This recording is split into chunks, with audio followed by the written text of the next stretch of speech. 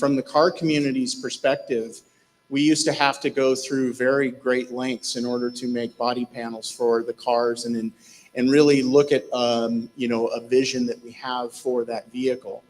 But now with 3D printing, we have a powerful tool in order to not only make these panels and see our vision come to life, but also make changes on the fly.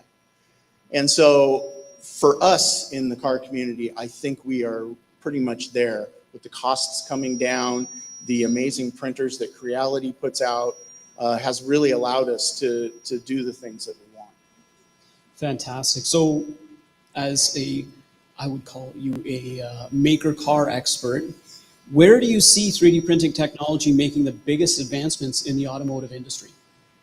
So I think from my perspective, it would be basically 3D metal printing, being able to get that to the hobbyist so that we can actually expand that power that we own for doing like body panels and things like that to actually doing suspension components and other things of that nature.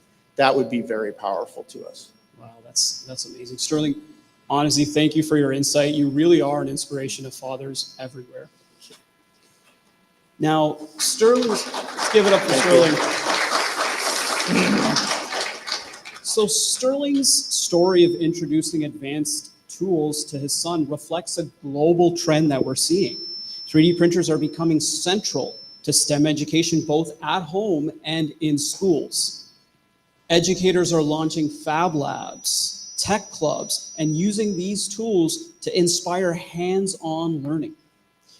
In the hands of passionate teachers like our next speaker, 3D printers are more than classroom devices. They're catalysts for a brighter, more dynamic future for all. Who better to comment on this than our next speaker, Rick Womack, lab manager and milestone instructor at Purdue University, who leads the renowned Purdue 3D Printing Club, empowering students with the latest in Creality technology. Rick, tell us a little about your efforts at Purdue. Thank you, Duke. Our efforts were, we got introduced to 3D printing, and we discovered that there was a lot of maintenance, and this is 20 years ago. So there was a lot of maintenance involved with, in between each model. So we decided to get some students involved, create a club, and where they could learn all about maintaining the machines, and that has evolved into building the machines, creating models, CAD, scanning, and all of these other things. I think that's it for that first answer, yeah. Right. So, with your unique perspective, do you think 3D printing itself will become a subject of study on its own, or will it just be a tool like a pencil?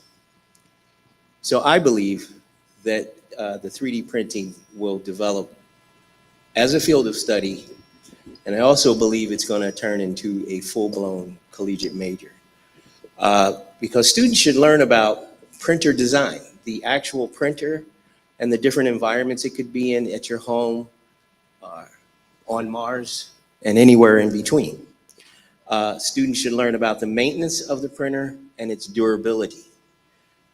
We believe that students should learn about various material types and those material capabilities. We also think that we should focus on model output and the quality of the models.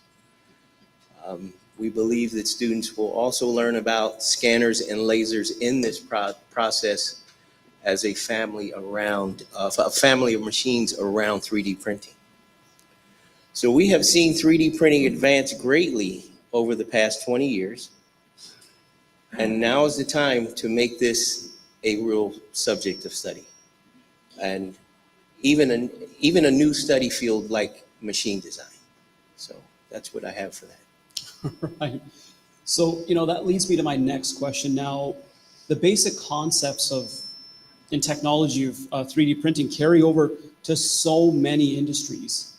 How do you think 3D printers will change the educational sector when it comes to learning how to incorporate it in so many of these separate interdisciplinary subjects? So many of us know when you're in school, there's always a project due. And, you typically had to cut some cardboard or something and glue something together. Now you can 3D print it.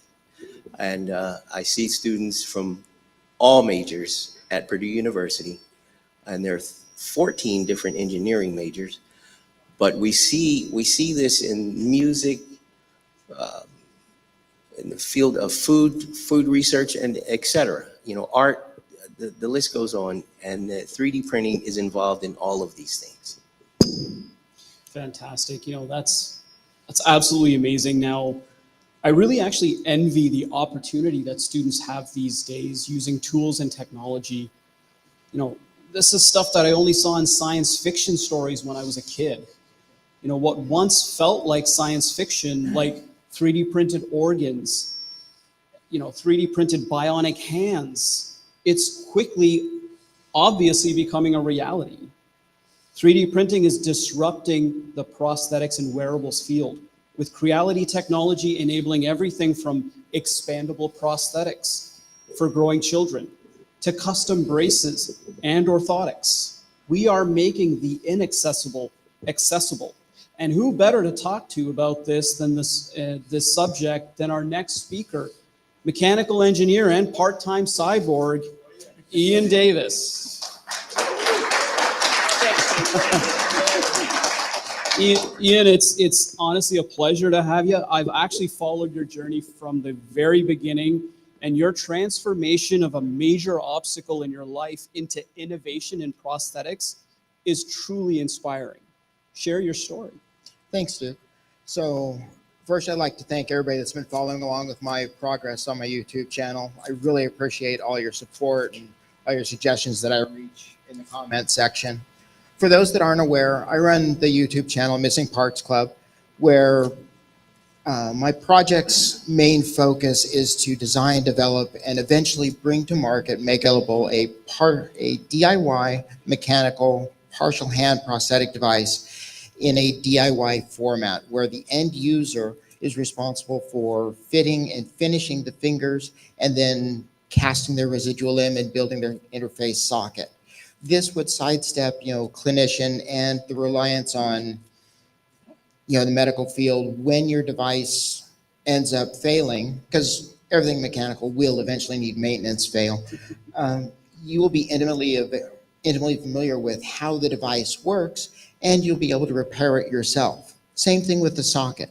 When you lose weight, gain weight, or the socket just stops fitting as it should, since you built the original socket, you know how to trim, how to refit it to where it's going to fit your residual limb and be more comfortable, as your device wears. My story actually starts on this part in 2018 when I lost the finger